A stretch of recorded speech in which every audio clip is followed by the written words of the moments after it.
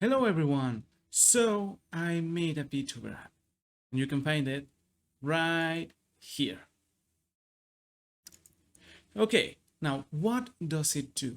Well, things like this. Let me get rid of that and whoop, there you go, got it back.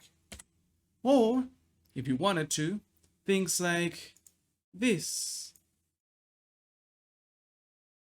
Spooky. Yes. Or even things more like this. Holy! Okay, there you go. That's a little better. Sheesh. But I like to use it for things like this.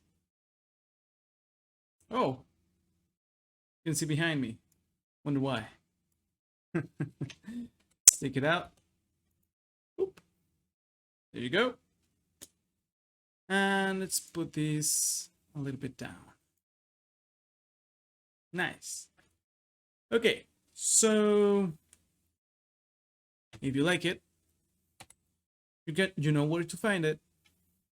And